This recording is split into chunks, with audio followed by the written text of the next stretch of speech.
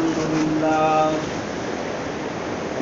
لله نحمده ونستعينه ونستغفره ونؤمن به ونتوكل عليه ونعوذ بالله من شرور أنفسنا ومن سيئات أعمالنا من يهده الله فلا مضل له ومن يضلله فلا هادي له ونشهد أن لا إله إلا الله وحده لا شريك له ونشهد أن سيدنا وسندنا ونبينا ومولانا محمدا عبده ورسوله أما بعد فأعوذ بالله من الشيطان الرجيم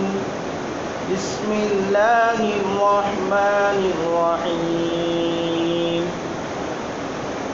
إنا أنزلناه في ليلة القدر وما أدراك ما ليلة القدر ليلة القدر خير من 1000 شهر تنزل الملائكة والروح فيها بإذن ربهم من كل أمر سلام هي حتى مطلع الفجر صدق الله العظيم. وقال النبي عليه الصلاة والسلام رمضان شهر فيه ليلة خير من 1000 شهر أو كما قال عليه الصلاة والسلام. رب اشرح لي صدري ويسر لي أمري واحلل عقدة من لساني يفقهوا قولي. رب اشرح لي صدري ويسر لي أمري واحلل عقدة من لساني يفقهوا قولي. رب اشرح لي صدري ويسر لي أمري واحلل عقدة من لساني يفقهوا قولي. اللهم صل على محمد في أول كلامنا اللهم صل على محمد في أوسط كلامنا اللهم صل على محمد في كل كلامنا يا رب العالمين. معزز سامعین اعظام، محترم بزرگوں، دوستوں،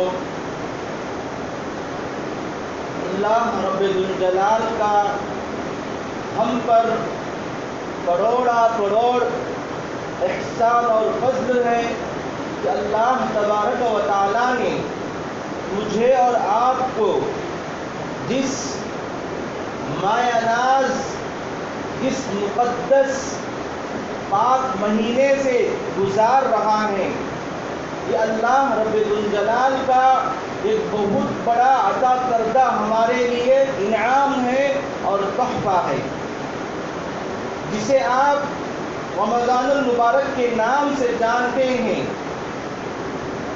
احادیث شریف کا خلاصہ ہے کہ آقا مدنی تاجدار بطحہ، شافی کوثر، شافی محشر، تاجدار بطحہ جناب احمد مجتبی محمد عربی صلی اللہ علیہ وسلم رمضان کو پاتے ایک مہینہ پہلے یعنی شعبان ہی سے رمضان کی تیاری کیا کرتے تھے۔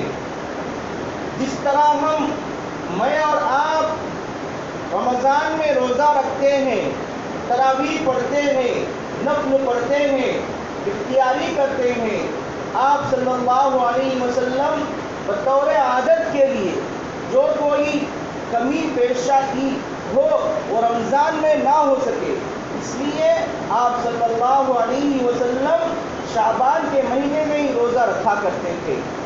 شعبان کے مہینے میں جب آپ صلی اللہ علیہ وسلم روزہ رکھ لیتے، آپ صلی اللہ علیہ وسلم کو اطمینان ہو جاتا کہ اب میں مکمل طریقے سے روزہ رکھ سکتا ہوں، تو آپ صلی اللہ علیہ وسلم رمضان میں اس طرح روزہ رکھا کرتے تھے۔ دوستو اللہ اکبر، میں کس طرح آپ صلی اللہ علیہ وسلم کی زندگی کو بیان کر سکتا ہوں، میں کیا کہہ سکوں گا؟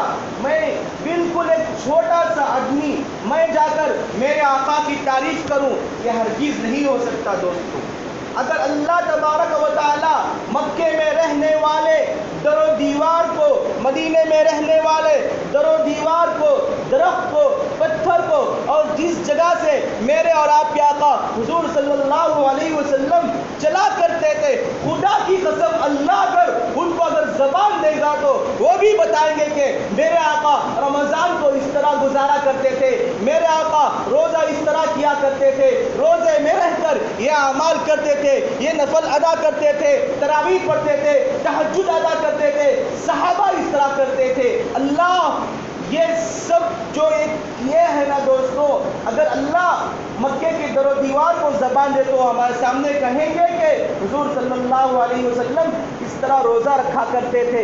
ہائے امتی، آج تو محمد عربی صلی اللہ علیہ وسلم کے طریقے کو چھوڑ کر یہود نصارہ کے کلچر کو اپنا کر کیوں تو اسلام کا جنازہ نکال رہا ہے؟ کیوں تو اسلام سے اپنے آپ کو دور رکھ رہا ہے؟ کیوں تو اپنے آپ کو قرآن سے دور رکھ رہا ہے؟ کیوں تو اپنے آپ کو آقا صلی اللہ علیہ وسلم کی پیاری پیاری سنتوں سے دور رکھ رہا ہے؟ ذرا جاگنے کی ضرورت ہے دوستو۔ یہ رمضان کا مہینہ بار بار نہیں آتا دوستو، سال میں ایک مرتبہ آتا ہے۔ اللہ تبارک و تعالی یہ مہینہ دے کر امت محمدیہ صلی اللہ علیہ وسلم کے جو لوگ کمزور ہیں، ضعیف ہیں، ناتواں ہیں، بیمار ہیں، صحیح طور سے نماز ادا نہیں کر سکتے، تو اللہ تبارک و تعالی یہ مہینہ دے کر لوگوں کو یہ بتانا چاہتا ہے، اے میرے بندو، تم میری کسی بھی رحمت سے مایوس نہ ہونا، میری نعمتوں سے مایوس نہ ہونا۔ میں نے تمہیں رمضان کا مہینہ عطا کیا اس لیے کہ آپ اس میں زیادہ سے زیادہ نیکیاں کماؤ اور آپ اس میں زیادہ سے زیادہ ثواب کماؤ۔ کل تم قیامت کے دن آؤ گے، میں تمہارا نامہ اعمال دیکھوں گا، مجھے خوشی ہوگی، تم نے نماز پڑھا ہوگا، تلاوت کیا ہوگا، آقا پر درود بھیجا ہوگا، میں یہ جان کر آپ کو جنت میں بھیج دوں گا۔ اگر تھوڑی دیر کے لیے سوچو دوستو، اگر میرا اور آپ کا نامہ اعمال جس میں نہ نماز ہو، نہ روزہ ہو، نہ زکوٰۃ ہو، نہ دینی اعمال ہو، نہ حضور صلی اللہ علیہ وسلم کی سنتوں پر چلے ہو، اگر یہ نامہ اعمال اللہ کے پاس پیش ہو گیا تو ہمارا کیا ہوگا دوست؟ اس وقت کچھ بھی نہیں کر سکتے ہم سوائے جہنم میں جانے کے لیے۔ اس لیے دوستو اللہ نے آپ کے لیے جو موسم تیار کیے ہیں، جو مہینے تیار کیے ہیں، آپ ان کو اسلامی نظر سے جانیے۔ اسلامی اعتبار سے رمضان کا مقام کیا ہے، ربیع الاول کا مقام کیا ہے، جنوری کے اعتبار سے اگر دیکھا جائے تو انگریزی سال کے اعتبار سے انگریزی سال میں جنوری میں عربی کا کون سا مہینہ آتا ہے، اس مہینے کی کیا خصوصیت ہے، شعبان کی کیا خصوصیت ہے، رمضان کی کیا خصوصیت ہے، آپ اس پر غور کریں دوستوں۔ آج ہمارے لوگوں کے پاس، آج امت مسلمہ کے پاس ایمان کے بارے میں، رسول صلی اللہ علیہ وسلم کی باتوں کے بارے میں، آپ صلی اللہ علیہ وسلم کی سیرت کے بارے میں، آپ صلی اللہ علیہ وسلم کے قول کے بارے میں، آپ صلی اللہ علیہ وسلم کے افعال کے بارے میں، آپ صلی اللہ علیہ وسلم کے بارے میں، چلت پھرت کے بارے میں غور و فکر کرنے کے لیے وقت ہی نہیں ہے دوستو۔ اس کا گھاٹا ہمیں یہاں پتہ نہیں چلے گا دوستو۔ اس لیے میرے بھائیوں، جہاں کہیں بھی آپ کو زندگی میں کوئی بھی نیک کام کرنے کا موقع آئے، اسے ہاتھ سے نہ چھوڑیں۔ جیسے بھی ہو، جس طرح بھی ہو، اس نیک کام کو ادا کر کے چھوڑو۔ مثلا آپ نماز پڑھنا چاہتے ہیں، آپ کو نیند ستا رہی ہے، میں سو کے بعد میں پڑھ لوں گا، یہ دھوکے میں مت آؤ دوستوں۔ نیکی کے کام میں دیری نہیں کرنا چاہیے۔ اگر آپ کو نماز پڑھنے کے خیال آ گیا تو فوراً آپ بستر سے اٹھ جائیے اور نماز پڑھنے کے لیے آ جائیے۔ پتہ نہیں کب کس کو موت آ جائے، زندگی کا بھروسہ نہیں دوستوں۔ ہم جس ایام سے ابھی گزر رہے ہیں، ان ایام میں آپ صلی اللہ علیہ وسلم کا طریقہ عمل کیا تھا، صحابہ کا طریقہ عمل کیا تھا، اولیاء اللہ کا طریقہ عمل کیا تھا۔ تو میں نے آپ حضرات کے سامنے خطبے کے شروع میں کلام اللہ شریف کی ایک چھوٹی سی آیت مبارکہ تلاوت فرمایا۔ اللہ تبارک و تعالیٰ نے اس میں فرمایا اِنَّا أَنزَلْنَاهُ فِي لَيْلَةِ الْقَدْرِ، بے شک ہم نے قرآن کو یہ قدر والی رات میں، ایک بابرکت والی رات میں نازل کیا۔ پھر اللہ تعالیٰ فرماتا ہے جانتے ہو یہ قدر والی رات کیا ہے؟ پھر کہا یہ قدر والی رات 1000 مہینوں کی راتوں سے افضل ہے۔ 1000 مہینے کہاں دوستوں، اور ایک رات کہاں ہے؟ ذرا آپ سوچئے ان راتوں کے بارے میں جو ہمارے درمیان تشریف لا رہے ہیں۔ یہ 21ویں رات سے لے کر 29ویں رات تک 5 راتیں ہیں۔ ان راتوں میں جاگنے سے آپ کو کتنا اجر ملے گا، کتنا ثواب ملے گا، کتنا اللہ تبارک و تعالیٰ آپ کو اجر دیں گے، ثواب دیں گے، آپ ذرا غور کریں، میں اس پر تفصیلی روشنی ڈالوں گا۔ پھر اللہ نے فرمایا یہ قدر والی رات 1000 مہینوں کی راتوں سے افضل ہے۔ اس مبارک رات میں اللہ تبارک و تعالیٰ اپنی خاص رحمتوں کو لے کر، نعمتوں کو لے کر آسمان دنیا پر آتے ہیں۔ جو کوئی بندہ نماز پڑھتا ہے، تلاوت ادا کرتا ہے، نوافل ادا کرتا ہے، دیگر اچھے کام کرتا ہے، تو اللہ تبارک و تعالیٰ ان سب پر اپنی خاص رحمتیں نازل فرماتے ہیں۔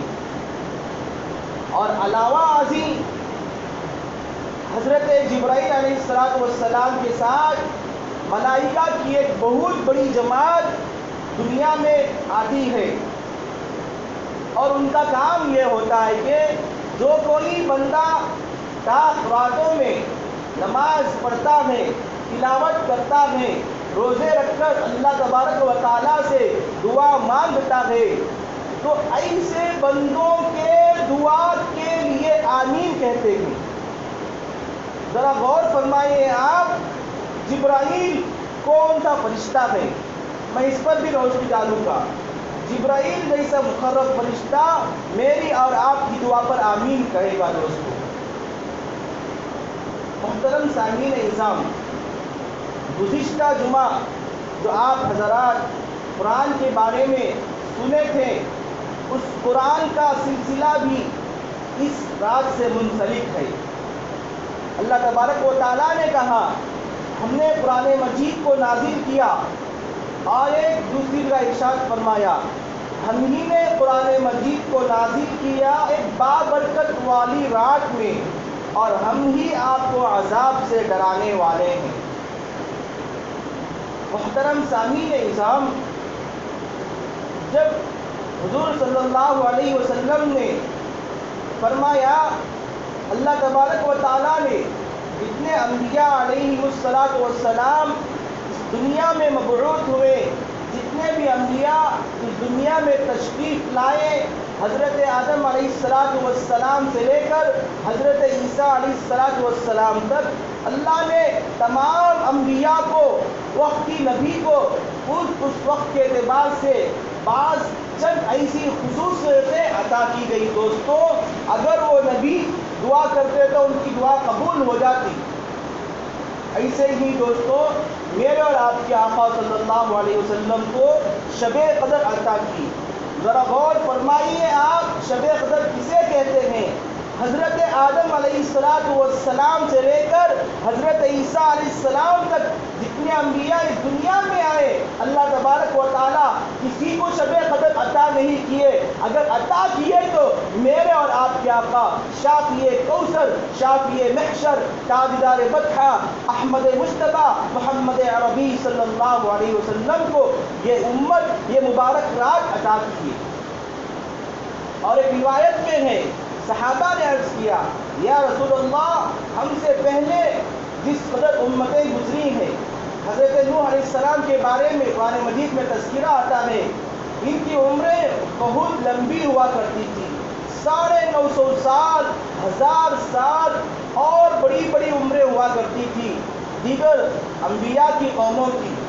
تو صحابہ نے عرض کیا، اے اللہ کے نبی، یہ بہت سارے صحابہ، یہ بہت سارے نبی کے جو لوگ ماننے والے تھے، حضرت آدم سے لے کر حضرت عیسیٰ تک جتنے انبیاء بھی اس دنیا میں تشریف لائے، ان کی ماتحتی میں رہنے والے افراد، ان کے صحابہ نے یہ بہت بڑا زمانہ تلاوت میں گزارا ہوگا، نماز پڑھنے میں گزارا ہوگا، اچھے اچھے کاموں میں گزارا ہوگا، صدقہ خیرات میں گزارا ہوگا، اور ہم خیر امت ہونے کے باوجود ہماری عمریں کم ہیں۔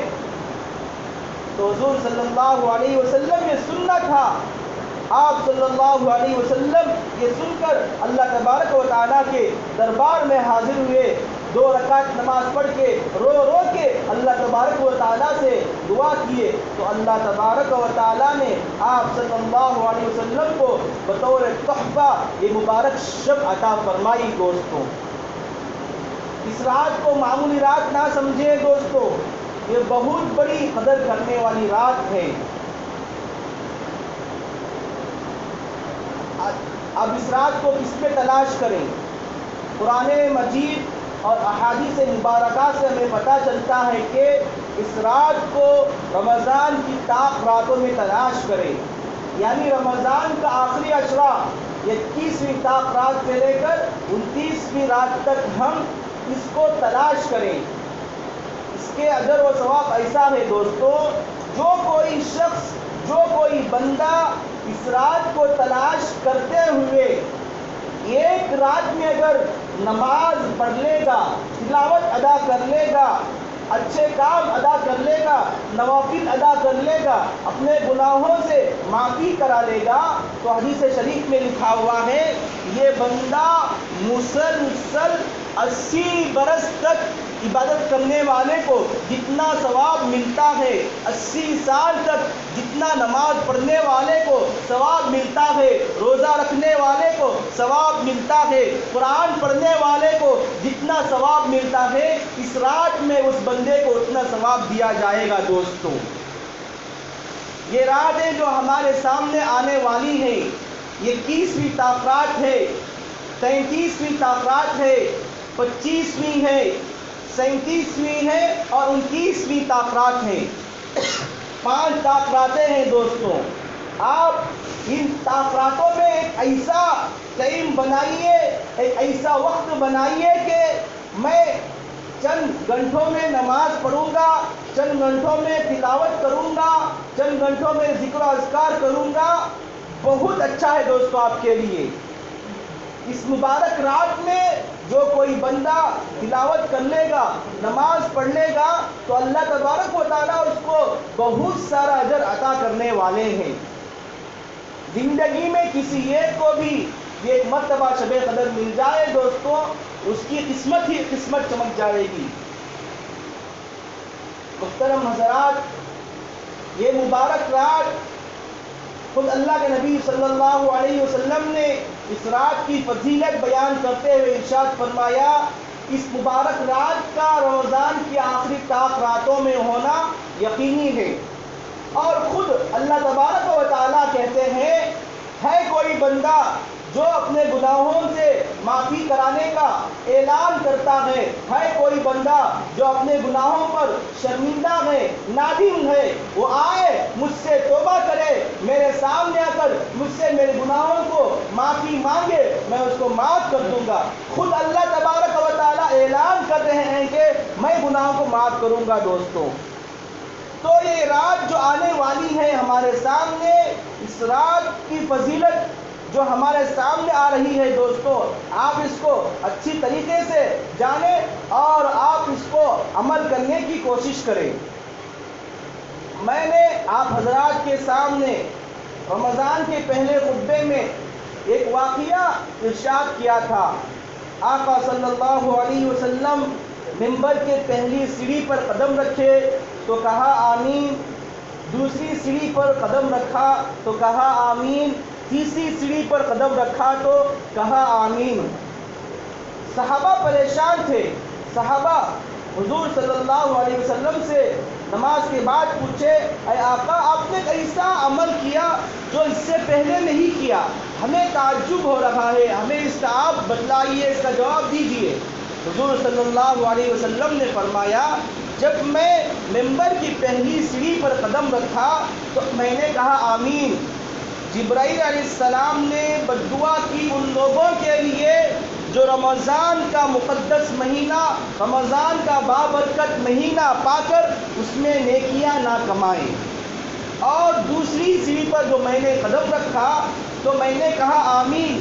جبرائیل نے بددعا کی ان لوگوں کے لیے جو اپنے بوڑھے ماں باپ کو پائے اور ان کی خدمت نہ کرے۔ اور اسی طرح جب میں تیسری سیڑھی پر قدم رکھا تو فرمایا آمین۔ تو اس کا مطلب یہ ہے کہ جب کسی مجلس میں میرا نام آئے، یعنی آقا صلی اللہ علیہ وسلم کا نام آئے، جو کوئی بھی مجھ پر درود نہ بھیجے، اللہ تبارک حضرت جبرائیل نے بددعا کی، اس کے لیے اس کی ناک خاک آلود ہو۔ ذرا غور کریں دوستو، ہمیں رمضان میں کیا حکم تھا؟ روزے رکھیں، نماز پڑھیں، تلاوت کریں۔ ہم نے رمضان کو کس طرح ادا کیا؟ ادھر نمازوں پر خوشخبری سنائی گئی تھی، ایک فرض نماز پڑھیں گے تو آپ کو 70 فرضوں کے برابر ثواب دیا جائے گا، ایک نفل ادا کریں گے تو آپ کو ایک فرض کے برابر اجر و ثواب دیا جائے گا۔ آپ کو روزے رکھنے کے لیے کہا گیا تھا۔ ذرا غور کیجئے دوستو، روزہ رکھنے کے لیے جتنے اعمال ہمیں کرنا تھا کیا ہم نے کیا؟ ذرا اپنے دامنوں کو ٹٹول کر دیکھیں، ادھر نمازوں پر خوشخبری سنائی گئی تھی، ادھر تراویح پر خوشخبری سنائی گئی تھی۔ تراویح کے ایک سجدے پر 1500 نیکیاں بتائی گئی تھی، اور جس نے 20 تراویح مکمل کر لی 60,000 نیکیاں اس میں تھی۔ ذرا سوچو دوستو، 18 رمضان المبارک گزر گیا ہے، کیا ہم نے رمضان کو صحیح طور سے اس میں صحیح طور سے عبادت کرنے کی کوشش کی؟ آقا صلی اللہ علیہ وسلم کی جو خوشیاں تھی، جو بشارتیں تھی، کیا ہم نے اس پر عمل کیا؟ حکم تھا کہ روزہ رکھیں، اگر روزہ نہ ہو تو بھی روزے دار کی شکل بنائے رکھے۔ آج ہم کتنے ایسے لوگ ہیں جو روزہ نہیں رکھے؟ دوستو، یہ غفلت کا انجام کہاں تک جائے گا؟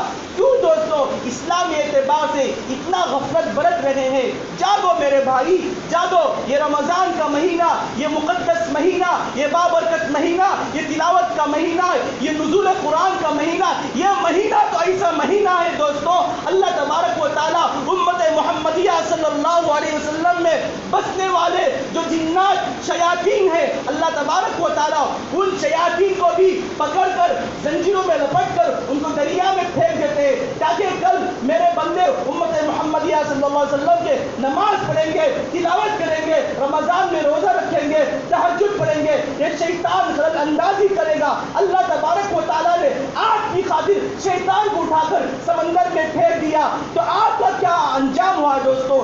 آپ نے کتنے نمازوں کو پڑھا، آپ نے کتنا تلاوت کیا، آپ نے روزوں میں کتنا حصہ لیا؟ حضور صلی اللہ علیہ وسلم نے اس رمضان کی خاطر جتنی قربانیاں دی، آپ نے کیا قربانیاں دی دوستو؟ ذرا سوچو دوستو، اسلامی ماحول میں آؤ، اسلامی کلچر کو اپناؤ، یہود و نصارہ کے طریقے کو چھوڑو۔ حضور صلی اللہ علیہ وسلم کی جو زندگی ہمارے سامنے ہے اس کو پڑھ کر دیکھو، صحابہ کی زندگیاں ہمارے سامنے موجود ہیں، صحابیات کی زندگیاں ہمارے سامنے موجود ہیں۔ صحابہ کی نمازوں کا کیا عمل تھا، ہماری نمازوں کا کیا عمل تھا؟ صحابہ کی نماز کا یہ عمل تھا دوستو، اگر مرا ہوا بچہ بھی ہوتا تو ان کی نمازوں سے ان کا بچہ زندہ ہو جایا کرتا۔ آج ہماری نمازوں کا کیا حال ہے دوستو؟ اگر کوئی ایک امام صاحب یا تراویح پڑھانے والے تھوڑا لمبا پڑھا دیے، لوگ شکایت کرنے لگ جاتے ہیں، بہت لمبا پڑھتے ہیں، پیروں میں درد کرتا ہے۔ ارے میرے بھائی، آپ کو قرآن سے دلچسپی کیوں نہیں ہے؟ اسلامی تعلیمات سے دلچسپی کیوں نہیں ہے؟ میرے اور آپ کے آقا حضور مدنی صلی اللہ علیہ وسلم کی لخت جگر، نور نظر حضرت فاطمہ رضی اللہ تعالیٰ عنہ عشاء کے بعد رکعت بن کر کھڑی ہوتی، یہ سجدہ ادا کرتی کہ فجر کی اذان ہو جاتی، اللہ سے شکایت کرتی، اے اللہ آپ نے رات کو اتنی چھوٹی کیوں کر دی کہ میں ایک سلام پھیرتی ہوں تو دودھ ادھر فجر کی اذان ہو جاتی ہے۔ آج ہمیں معمولی سی تراویح پڑھنے میں یہ گھنٹہ ادا کرتے ہیں، اس میں اگر ہمارے کو پیروں میں درد آتا ہے تو ہم کیا ان سے بدتر ہو گئے کیا دوستو؟ ارے وہ ایک معمولی نازک صنف نازک عورت ہے، اور اس عورت سے ہم گئے گزرے ہیں کیا؟ وہ تو صحابی ہے، چھوڑو حضور کی بیٹی ہے۔ لیکن دوستوں میں کہنا یہ چاہ رہا ہوں، آج ہمیں نماز پڑھنے میں سستی کیوں آتی ہے؟ اگر کوئی امام صاحب نماز پڑھا رہے ہیں، تراویح پڑھا رہے ہیں، آپ کے پاؤں میں درد کیوں آتا ہے دوستو؟ اب غور سے سنیں، حضرت فاطمہ رضی اللہ عنہ حالانکہ صنف نازک ہے، عورت ہے، کمزور ہے، اس کے باوجود بھی ان کا نماز میں ایسا تعلق تھا، ان کو قرآن پڑھنے میں ایسا مزہ آتا تھا دوستو، ایک سلام پھیرتے نہیں ادھر فجر کی اذان ہو جاتی۔ آج ہمارے ذہنوں کو کیا ہو گیا دوستو؟ آج ہم کس طرح جا رہے ہیں؟ آؤ میرے دوستو، اسلامی کلچر کی جانب آؤ، اسلامی تعلیمات کی جانب آؤ، رسول صلی اللہ علیہ وسلم کے جو ارشادات ہیں ان کو پڑھو۔ اگر آپ ان کو پڑھ نہیں سکتے ہیں، جو کوئی جانتے ہیں، جو کوئی سمجھنے والے ہیں، جا کر پوچھو۔ مسئلہ پوچھنے میں کوئی نہیں شرمانا چاہیے دوستو، وضو کا مسئلہ ہی ہے، نہیں شرمانا چاہیے۔ آپ مسئلہ پوچھئے، جو جاننے والے ہیں ان سے مسئلہ پوچھئے، آپ کے علم میں اضافہ ہوگا دوستو۔ میرے بھائیوں، اس جو آنے والی ہمارے سامنے تاخراتیں ہیں، اس میں آپ ایسا ایک وقت طے کیجئے کہ میں فلانے وقت سے لے کر فلانے وقت تک نماز پڑھوں گا، تلاوت کروں گا۔ اگر جتنا بھی بڑا گنہگار ہو دوستو، اللہ تبارک و تعالیٰ اس کو معاف کر دیں گے۔ ایک واقعہ میں آپ کے سامنے عرض کروں گا۔ حضور مدنی صلی اللہ علیہ وسلم صحابہ اکرام رضوان اللہ تعالی علیہم اجمعین کی ایک جماعت کے سامنے ارشاد فرمایا، کیا میں آپ کو ایک ایسا واقعہ بتاؤں جو آدمی ایسا ہے جس نے 99 آدمیوں کا قتل کیا اور پھر بھی وہ اللہ تبارک و تعالیٰ کے سامنے مہذب بنا، نیک آدمی بنا اور وہ جنت میں چلا گیا۔ صحابہ نے پوچھا، اے اللہ کے رسول بتائیے وہ کون سا آدمی ہے؟ حضور صلی اللہ علیہ وسلم نے فرمایا، بنی اسرائیل میں ایسا آدمی تھا جس نے 99 آدمیوں کا قتل کیا تھا۔ اس کے دل میں ایمان کی طلب پیدا ہوئی، اس کے دل میں ایمان کی روشنی جگی، اس کے دل میں ایک سچی طلب پیدا ہوئی، اس کے دل میں ایک سچا راستہ پانے کا خیال آیا، تو اس نے راستے کو تلاش کرتے ہوئے نکلا۔ راستے میں ایک یہودی عالم تھا، یہودی راہب تھا، اس سے کہا، دیکھ بھائی میرا قصہ ایسا ہے، میں نے فلاں آدمیوں کو قتل کر دیا ہوں، کیا میری معافی ہو سکتی ہے؟ اس شخص کو چاہیے تھا کہ اس کو سمجھاتا، لیکن اس نے غصے سے کہا، تیری معافی نہیں ہو سکتی، تو یہاں سے چلا جا۔ اس شخص کو سننا تھا اور غصہ آیا، اس نے تلوار نکال کر اس کا سر قلم کر دیا۔ اب یہ 100 آدمیوں کا قاتل ہو گیا، لیکن پھر بھی اس کے دل کے اندر ایک طرف تھی، ایک جستجو تھی، ایک محنت تھی کہ میں ایک سچا راستہ پالوں، میں ایک ایمان کا راستہ پالوں۔ چلتا رہا، راستے میں چلتا رہا اور ایک آدمی سے ملاقات ہوئی۔ اس نے کہا، میرا قصہ ایسا ہے، ایسا ایسا ہے۔ تو اس نے کہا، تم اپنی معافی کے لیے مدینہ چلے جاؤ، وہاں ایک آخری نبی پیدا ہوئے ہیں، وہاں آپ کی ضرور توبہ قبول ہو جائے گی، وہ آپ کو ایک ایسا عمل بتائیں گے جس کے ذریعے آپ کے کیے ہوئے سارے گناہ معاف ہو جائیں گے۔ اب یہ شخص چل رہا تھا، اب اسے پتہ چل گیا تھا، سچائی کے راستے میں چل رہا تھا۔ زور زور سے چل رہا تھا، جوش و خروش کے ساتھ چل رہا تھا، لیکن وہی ہوتا ہے جو منظور خدا، اس کو فضا میں آگ پہنچا، اس کو مرے ہوئے تھوڑی دیر ہوئے تھے کہ جنت سے بھی فرشتے آ گئے اور جہنم سے بھی فرشتے آ گئے۔ جنت والے فرشتے اس آدمی کو لے کر جنت کی طرف لے جا رہے تھے۔ دوزخ والے فرشتوں نے کہا آپ اسے چھوڑ دیجیے، یہ ایسا آدمی ہے جس نے 100 آدمیوں کا ناحق قتل کیا ہے، اسے جہنم میں لے کر جائیں گے۔ دونوں فرشتے آپس میں لڑ رہے ہیں۔ دونوں فرشتوں کا آپس میں یہ ہوا کہ دونوں فرشتے اللہ کے دربار میں حاضر ہوئے تو اللہ تبارک و تعالیٰ نے یہ کہا اگر یہ بندہ جس راستے کو تلاش میں نکلا، حق کی تلاش میں نکلا، اس کو ناپا جائے اور اس کو بھی ناپا جائے جس کی تلاش میں نکلا ہے، اگر حق کی طرف طے کیا ہوا راستہ، سچائی کی طرف طے کیا ہوا راستہ، ایک ایمان کی طرف طے کیا ہوا راستہ اگر زیادہ ہے تو اس کو جنت میں بھیج دیا جائے گا، اگر ایمان کی طرف طے کیا ہوا راستہ، حق کا راستہ کم ہے تو اسے جہنم میں بھیج دیا جائے گا۔ دونوں راستوں کو ناپا گیا، دیکھا گیا تو حق کی طرف سے طے کیا ہوا راستہ بالکل کم تھا، لیکن پھر بھی اس کے باوجود اللہ تبارک و تعالیٰ نے اس شخص پر مہربانی کی تو اللہ تبارک و تعالیٰ نے اس شخص کو جہنم میں بھیج دیا۔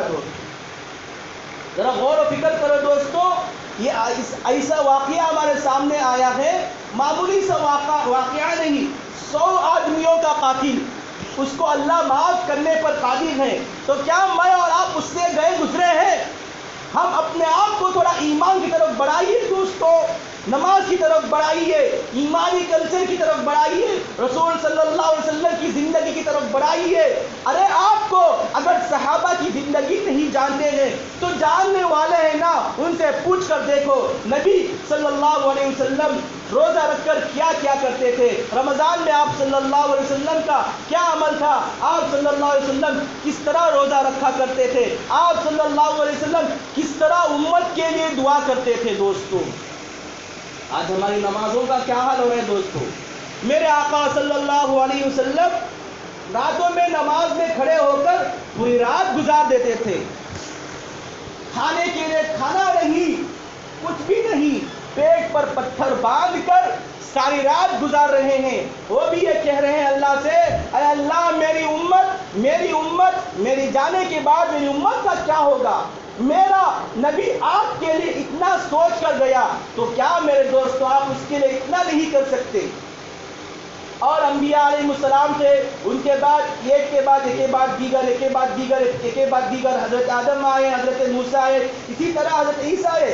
آخر میں میرے اور آپ کے آقا صلی اللہ علیہ وسلم کی فکر ہوئی میرے بعد کوئی نبی نہیں آئے گا تو کس طرح کرے؟ تو اللہ کے نبی صلی اللہ علیہ وسلم راتوں میں ہمارے لیے رویا کرتے تھے۔ دوستو آج وہی امت کہاں جا رہی ہے دوستو؟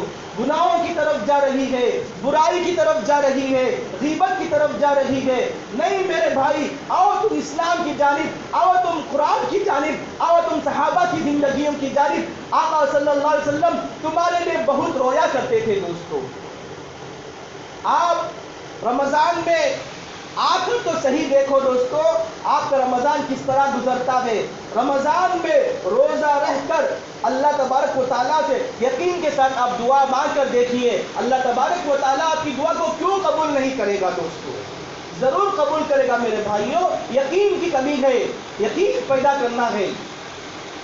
آج ہمارا یقین اس طرح ہو گیا ہے، پتہ ہے تھرماکول ہے نا، اس سے بھی بالکل کمزور ہو گیا ہے دوستو ہمارا یقین، جبکہ اس زمانے میں ہر چیز سائنسی اعتبار سے ترقی کی ہوئی جا رہی ہے، ہر اعتبار سے اسے ترقی ہو رہی ہے۔ ہمارے ایمان میں بھی دوستو آپ ایسے فارمولے دیکھا کریں، آپ ایسے باتوں کو تلاش کیجئے، جو جاننے والے ہیں ان سے پوچھئے، میں کوئی ایسا کام کروں جو اللہ تبارک و تعالیٰ کے پاس مجھ کو زیادہ اجر ملے، زیادہ ثواب ملے۔ اب دیکھیے اب معمولی سا درود شریف ہے، اللہم صلی علی محمد النبی الامی وعلی آلہ وسلم تسلیما۔ یہ ایسا درود شریف ہے دوستو، جمعے میں پڑھنے کا دن ہے، جمعے کے عصر کی نماز کے بعد اگر آپ 40 مرتبہ 80 مرتبہ اس کو پڑھ لیں گے تو آپ کے 10 سال کے گناہ معاف کر دیے جائیں گے، تو آپ کے اور 10 سال کے اللہ تبارک و تعالیٰ نامہ اعمال میں اضافہ کر دیں گے، کسی قسم کی پریشانی نہیں ہوگی دوستو۔ کل قیامت کا روز ہوگا، آپ خوشی خوشی جنت میں چلے جائیں گے۔ اللہ بھی یہی چاہتا ہے کہ میرا ایک امتی بھی جہنم میں نہ جائے، جہنم سے بچ کر جنت میں آ جائے۔ آقا صلی اللہ علیہ وسلم کی بھی یہی امت تھی، یہی جستجو تھی، یہی آرزو تھی کہ کسی طرح سے بھی محمد رسول اللہ کا جو اللہ تبارک و تعالیٰ نے کلمہ ایجاد کیا ہے، سارے لوگ اس کو پڑھ لیں، کل قیامت کے روز سارے لوگ جنت میں چلے جائیں۔ اسلام کا یہی خلاصہ ہے دوستوں۔ اللہ یہ نہیں چاہتا کہ میرا بندہ کوئی جہنم میں چلا جائے اور وہ سکون سے بیٹھ جائے، ہرگز ایسا نہیں دوستو۔ اللہ یہ چاہتا ہے کہ میں نے دنیا میں بندوں کو بھیجا ہے، ہر ایک بندہ میں نے اسے عقل سلیم دی ہے، وہ غور و فکر کرے گا، نماز پر غور و فکر کرے گا، تلاوت پر غور و فکر کرے گا، وہ صحیح ایمان رکھ کر، وہ سوچ کر ایمان لائے گا، کل اپنی آخرت کو سنوار لے گا۔ اس وجہ سے دوستو یہ جو ہمیں رمضان المبارک کا مہینہ آیا ہے، اس میں غفلت نہ برسے دوستو۔ اللہ تبارک و تعالیٰ نے میرے اور آپ کے خاطر جو جنات ہیں، شیاطین ہیں، جو ہمیشہ انسان کو پریشان کرتے ہیں، ہمیشہ انسان کو ستاتے رہتے ہیں، تکلیفیں پہنچایا کرتے ہیں، اللہ تبارک و تعالیٰ نے ایسے خطرناک خبیث قسم کے لوگوں کو اللہ تبارک و تعالیٰ نے سمندر میں پھینک دیا دوستو۔ آپ ذرا بیدار ہو کر میرے دوستوں، میرے بھائیوں، رمضان کے کچھ لمحات باقی ہیں، آپ اس میں کوشش کریں، جستجو کریں کہ میرا ایک لمحہ بھی ضائع نہ ہو، ایک سیکنڈ بھی ضائع نہ ہو، ہمیشہ ہر حالت میں اللہ کی عبادت کریں۔ روزے دار کے بارے میں دوستوں یہ بتایا گیا ہے، روزے دار کا جاگنا بھی عبادت، روزے دار کا سونا بھی عبادت، اور وہ اگر عبادت کرتا ہے تو اللہ کو اور دوہرا کر دیتے ہیں دوستوں۔ روزہ رکھا کرو دوستوں، روزہ رکھنے سے کوئی پریشانی نہیں آئے گی، اور آپ کی جو پریشانی ہے، میں اللہ کی قسم کھا کر کہتا ہوں، آپ کی جو پریشانی ہے روزہ رکھ کر دیکھیے، اللہ اس روزہ رکھنے کی وجہ سے آپ کی جو پریشانیاں ہیں ساری پریشانیوں کو دور فرما دیں گے۔ آج ہمارا ایمان اتنا کمزور کیوں ہوتا جا رہا ہے دوستو؟ میرے بھائیوں جاگو، میرے بھائیوں، روزہ اللہ اکبر کتنی بڑی ارے بھائی، جب آپ روزہ رکھتے ہیں آپ کے منہ سے بدبو آتی ہے تو اللہ تبارک و تعالیٰ کو یہ بدبو بہت بڑی پسندیدہ ہے۔ اللہ جب اس بدبو کو اتنا پسند کرتے ہیں، اللہ نے خود اعلان کیا، جو کوئی بندہ روزہ رکھتا ہے میں خود اس کو اس کا دوہرا جو دوں گا، اپنے آپ کو بدلے میں اس کو پیش کر دوں گا۔ آپ نماز پڑھیں گے، آپ تلاوت کریں گے، آپ حج ادا کریں گے، اللہ آپ کو نیکیاں دے گا، آپ کے گناہ معاف کرے گا، اچھے کام کریں گے، اللہ آپ کو دوہرا جو دے گا۔ لیکن روزے کے بارے میں اللہ نے ارشاد فرمایا، جو کوئی بندہ الصوم لی وانا اجزی بہ، جو کوئی میرے لیے روزہ رکھے، روزے کے بدلے میں خود اس کو اپنے آپ کو پیش کر دیتا ہوں۔ روزہ ہمارے لیے اتنا بڑا سعادت مندی کا دور ہے دوستو، یہ رمضان المبارک۔ اب تک ہم نے جو بھی رمضان المبارک نہ جانے کس میں گزار دیا، اسے چھوڑ دیجئے۔ اب جو آنے والا رمضان ہے ہمارے سامنے، بقیہ دن کچھ بالکل گنے چنے دن رہ گئے ہیں دوستو۔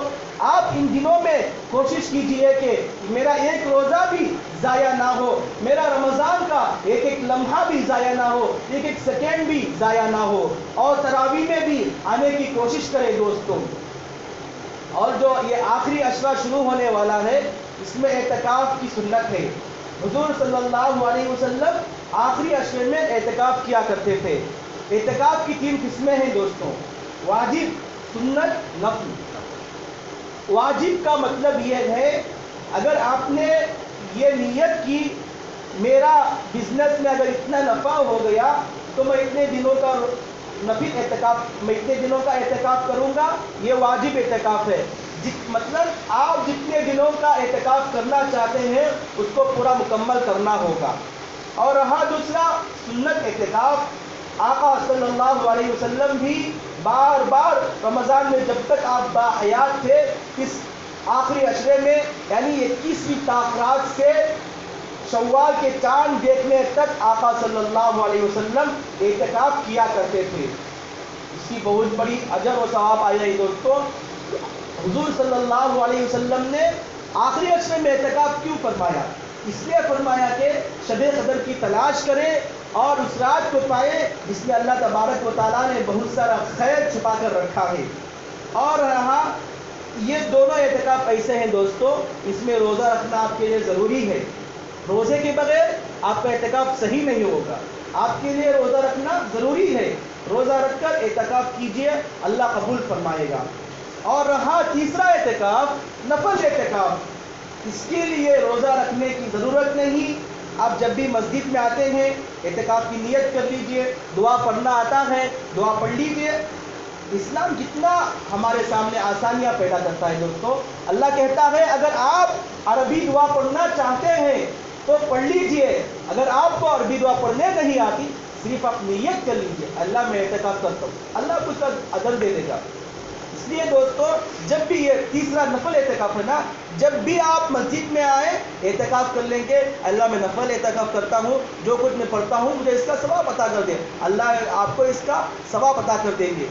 یہ دوستو یہ فرضی سنت فرض کفایہ کے برابر ہے۔